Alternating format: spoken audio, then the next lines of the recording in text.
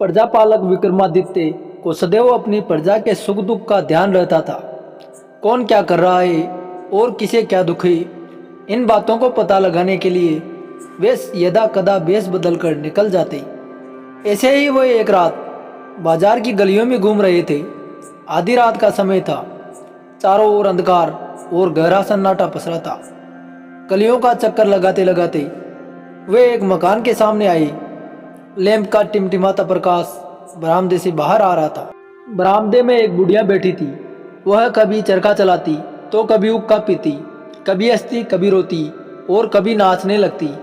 विक्रमादित्य को उसकी ये अजीब हरकतें देखकर आश्चर्य हुआ। आखिर वह उसके पास जाकर इस स्थिति का कारण पूछ ही बैठे। बुढ़िया बोली, मुसाफिर तुम अपने रास्ते पर चले जाओ, मुझे पूछकर क्या लोगे। राजा विक्रमादित्य कहने लगे, नहीं माँ, तुम निधड़क होकर मुझे बताओ, मैं तुम्हारे दुख को अवश्य दूर करूँगा। बुढ़िया बोली, मुसाफिर अगर मेरे दुख को कोई दूर कर सकता है तो वह सिर्फ राजा विक्रमादित्य ही है। इसके अतिरिक्त और किसी के अंदर इतना सामर्थ्य नहीं है।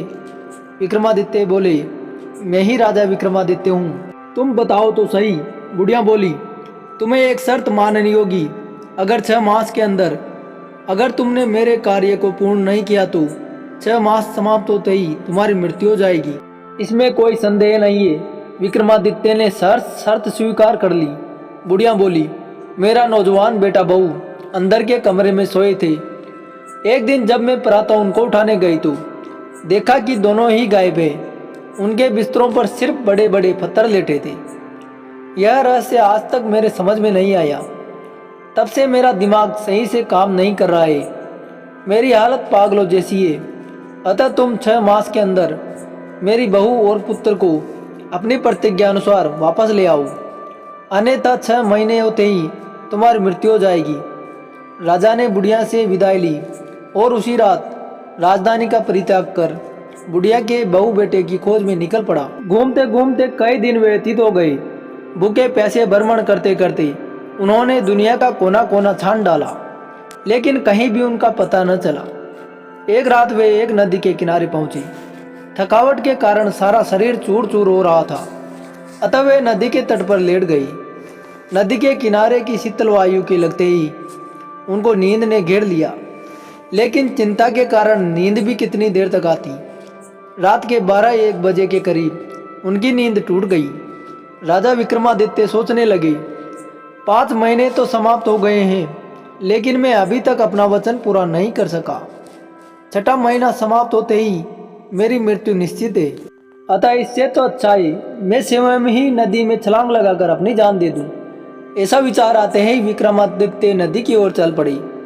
जो ही वो छलांग लगाने लगे त्यों ही उन्हें अंधेरे में कपड़े धोने की आवाज़ सुनाई दी। उन्हें विस्मय हुआ कि इतनी रात गए कौन कपड़े धो रहा है। राजा चलकर वहीं पहुंच गई और धोबी से पूछा, अरे भाई, तुम्हें रात के वक्त कपड़े धोने की क्या आवश्यकता पड़ गई।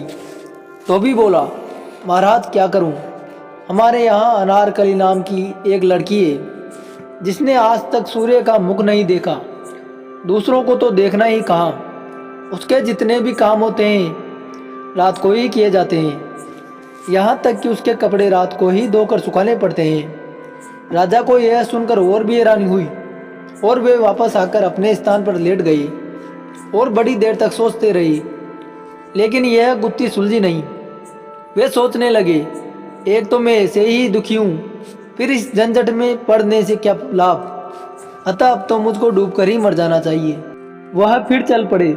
जैसे ही वह डूबने के लिए तैयार हुए, उनके नाक में धूप बत्ती की बड़ी ही मीठी मीठी सुगंध आई और साथ ही निकट से शंख ध्वनि भी सुनाई दी।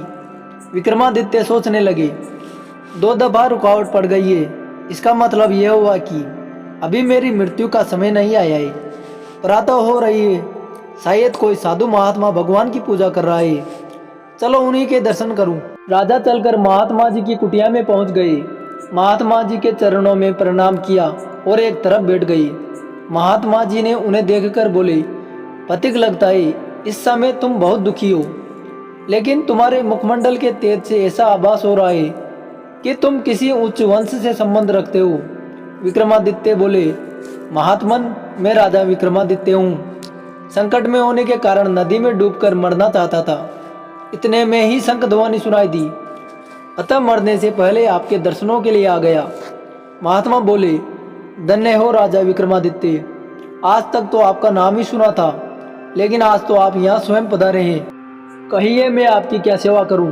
राजा विक्रमादित्य ने बुढ़िया के बहू बेटे और साथ ही धोबी की लड़की के कपड़े रात में धोने की सारी घटना सुना दी।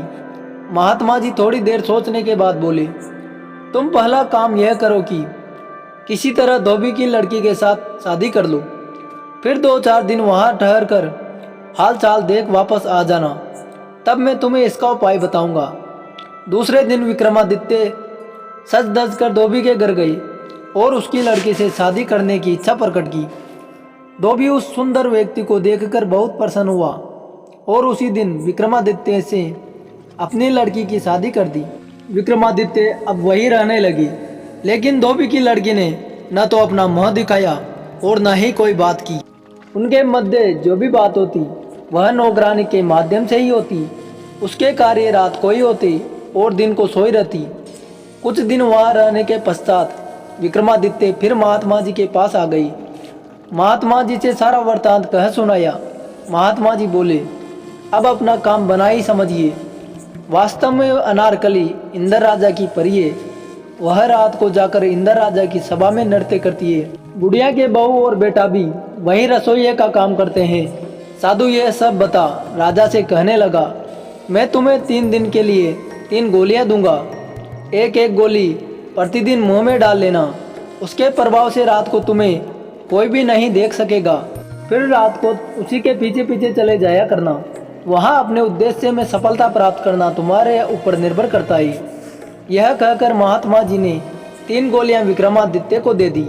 विक्रमादित्य गोलियां लेकर धोबी के घर वापस आ गया। रात को विक्रमादित्य बहाना बनाकर शीघ्र सो गया। थोड़ी देर बाद गोली को मुंह में रखा और दरवाजा बंद करके बाहर निकल गई। उधर अनारकली भी इंद्र राजा की सभा में जाने के लिए तैयार हो रही थी।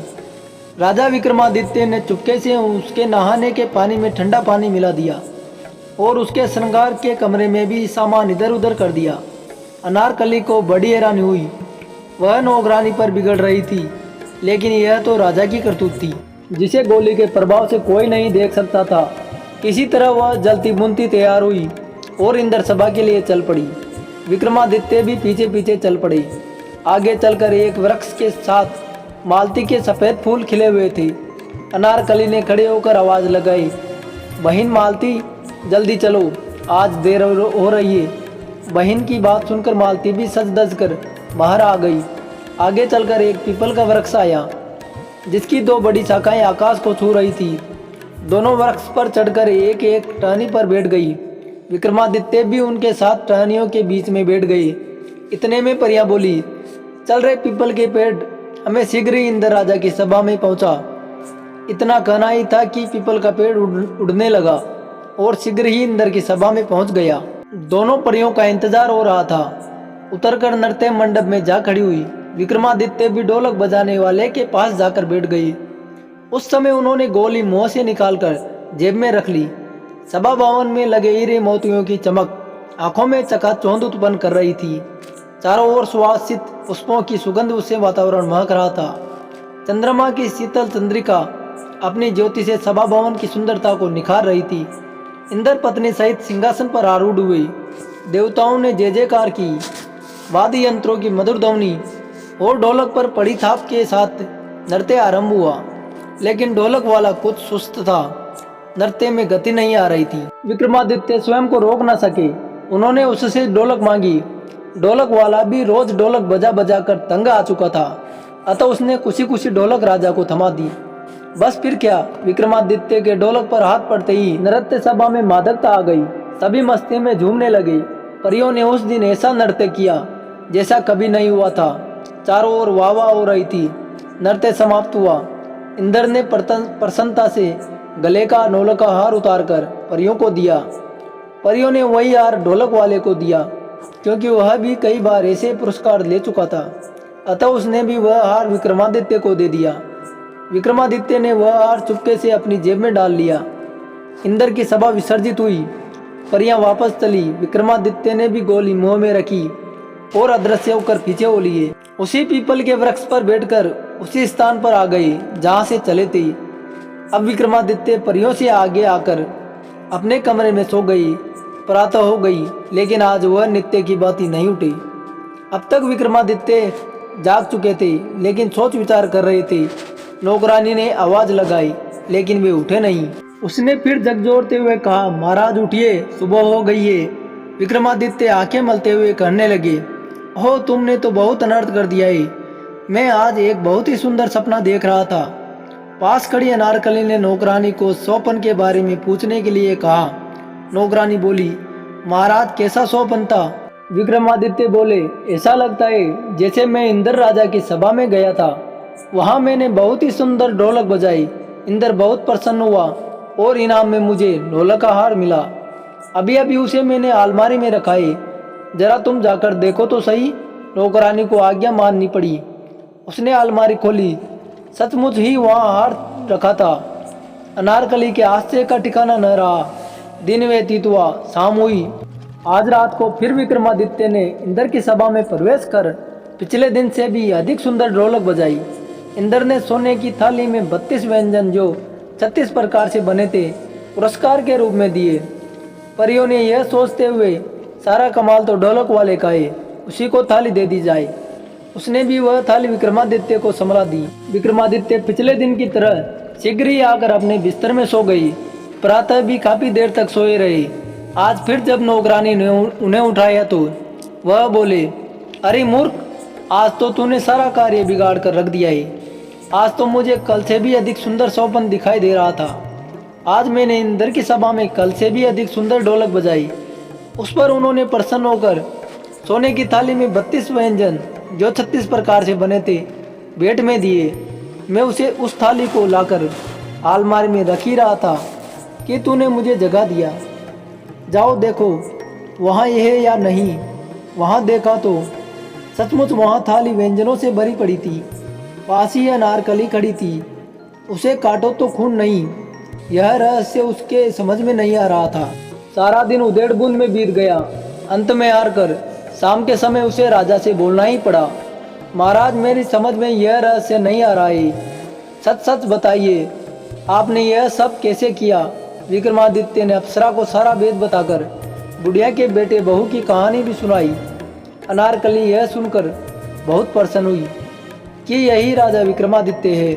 उसने कहा, आज आप फिर चलिए और ढोलक बजाने की सारी कला को सभा में उड़ेल दीजिए।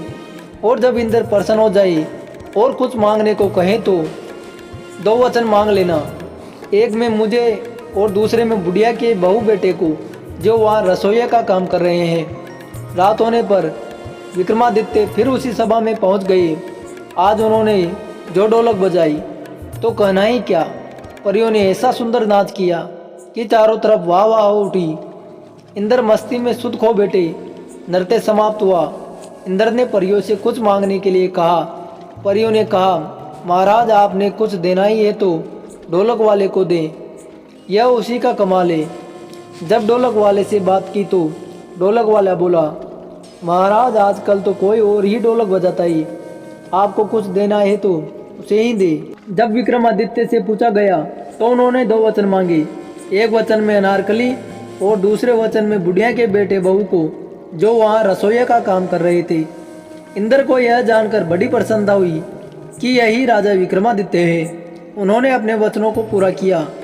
इस तरह राजा विक्रमादित्य 6 मास के भीतर ही परी अनारकली और बुढ़िया के बेटे और बहू के साथ अपनी राजधानी वापस लौट आई। बुढ़िया के बेटे बहू को उसके पास पहुंचाया और अनारकली के साथ अपने महल लौट आए। सारी राजधानी में खुशियां मनाई गई। विक्रमादित्य फिर से सुखपूर्वक राज करने